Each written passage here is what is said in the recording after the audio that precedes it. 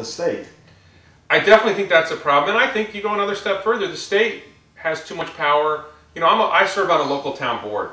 Yeah. And there's always issues with whether we can do something, whether state law allows it, whether state law mandates us to do something, especially for school districts, which I'm not on a school board, but school districts they're always saying they're mandated to do something. Why is the federal government interfering so much with the states? Why is the state government interfering so much with the local governments? The truth is that the best government, well, of course, I'm more libertarian. I think the best government is self-government. Exactly. Govern yourself, but to the extent that you're going to have some government making decisions for the community, the more local you get, the better government is. Yeah. And so having the states tell the localities what to do, I don't like, and having the feds telling the states what to do and telling the localities what to do, I don't like. I think that's a bad approach. And then, you know, there's other people who are starting to try to push that the UN tell us what to do. And that's really getting out of control. Yeah. Well, you know, I think that they're telling us what to do is because we have a great dependency on them because of the subsidies that they give the state. And I think we should be independent from that. Do you agree? Absolutely. Well, I think it's wrong to have the federal government taking money from taxpayers and then giving it to the states. Right. That whole system is wrong. The federal government shouldn't be handing out candy to the states. Yeah. And they shouldn't be taking money to give money to the states. It's just not the role of the federal government. I don't think it's right. I did, you know, there's something else we were talking about. I kind of want to get back, if you don't mind, I want to get back to the state stuff and the state spending. And I wanted to talk about a couple things where the state spends money that you just scratch your head and you're like, I can't believe we're spending money on that. So a good example is there's something called the Commission on Corrections. The Commission on Corrections costs $3 million a year. So it's not a lot of money in the world of a $130 billion state budget, but $3 million a year is a lot of money to most of us. And when you look on the Commission on Corrections website and what they do, it's a 3-member deliberative body that meets monthly to discuss corrections issues. So let me see if I got this straight. You, me, and Eric sitting around a table once a month, and it costs $3 million a year? Because, you know, the three of us could get a pizza and a six-pack and talk about corrections issues. It would cost about $300 a year, not $3 million a year. So how is it possible that they're spending $3 million a year on that? Another one of my favorites with current events. There's an agency called the Office for the Prevention of Domestic Violence. It's a state agency. And one of their principal roles is to advise the governor on domestic violence issues. Now here's my question, okay? What did they advise him about tampering with witnesses in domestic violence cases? Did they advise him he should tamper with the witness? Because if that's what they're doing, I think we can all agree we need to get rid of him. Did they advise him not to tamper with the witness and then he didn't listen? Well, if he's not going to listen to his advisors, maybe we don't need the advisors anymore.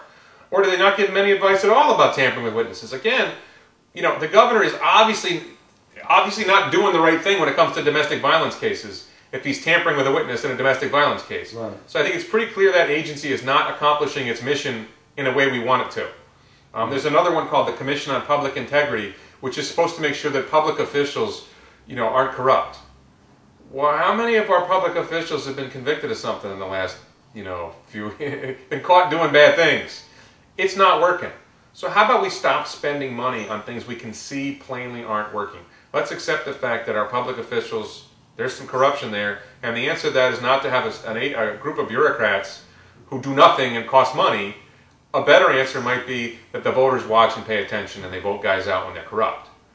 You know, there's certain people in the state legislature who are doing things that look a little unseemly, and maybe it's time the voters held them to account instead of looking for some state agency to solve that problem for them.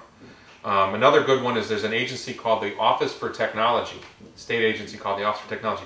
A lot of employees, costs a lot of money, and its function is to standardize technology across state agencies. But the agencies don't listen to them. The agencies do whatever they want. The technology, if it's standardized, it ain't very good technology. And then they also provide secure servers. You can get secure servers on the private sector, you know, costs a lot less money than paying a state agency to do that. So let's start finding things that we can cut that aren't necessary so that we'll have the money to do things that are important, like paying for teachers, like paying for our parks, like making sure that we're not taxing soda. You know, there's things that we really, that the state, you know, I'm a libertarian, so I tend to think, all right, you know, these are functions that maybe we don't need from a libertarian perspective, but from a practical perspective, because, you know, I'm a libertarian Republican, I'm more of a pragmatic libertarian. The reality is that most people want public schools. Well, if we keep laying off teachers, we don't lay off administrators, and we're going to have grade administrator-student ratio, but we're not going to have any teachers anymore. That's not a good path for providing service to the public. If we believe that government is about providing service to the public and public service, then we've got to cut the spending that's unnecessary, that's wasteful, that's absurd, so that we can preserve the things that we need. And then over the long run, from the libertarian perspective, we'll find ways to tone these other things down and bring the private sector in. Yeah, well, you're going to have a big problem with the legislators over there in Albany when you get if you get to be the governor, because all these guys, are interested in business as usual. They don't want to cut anything. Well, there's an answer to that. I refer to it as the low-hanging fruit. I think a big problem that a lot of governors get into, and Schwarzenegger had this problem when he became governor of California, is they try to take on too much too early. You have to identify the things that it's really hard to argue against. Like when I say, let's eliminate corporate welfare. Okay, it's hard to argue against that. When I say we've got to cut, cap the pay of the public sector employees at 100K, and this is why, if I get elected and those are the two big issues I'm talking about, then I have a mandate for those two issues. Then focus on those two issues. And you challenge legislators, you're going to support this or else. And the or else is, if you don't get behind this proposal, I'm going to be in your district the next day. I'm going to be recruiting candidates to run against you, and I'm going to help them raise money. And the way a governor doesn't just, say, poof, I've been elected now, poof, let's make it happen. A governor has to govern by leading, by showing the way, saying this is what we're going to do, and by persuading. And the way you persuade an assemblyman or a senator that they got to do something is you say, if you don't do this, you're going to lose your next election. And I believe that as governor, I can do that, but you can't take on too much. Schwarzenegger took on too much, and he had those 4 ballot initiatives, and 2 of them were very easy to sell, but 2 of them were a little messier. So, people are always asking me, I'm a Republican, and well, you're going to take on the unions, right? I don't think the unions are the first thing you take on, because you might not win that battle. Yeah. Pick battles you can win, and win them, and then move on. And as you start winning battles, you're going to start establishing credibility, people are going to start to respect you, and then it becomes easier to take on the tougher battles. I don't think the smart thing to do as governor is to go in and start throwing unions around right away, because you're probably going to get clobbered. Okay, first, so yeah. We're coming right around to the end of it. Is there anything that you want to say lastly? I think the big thing is just, going back to that big thing.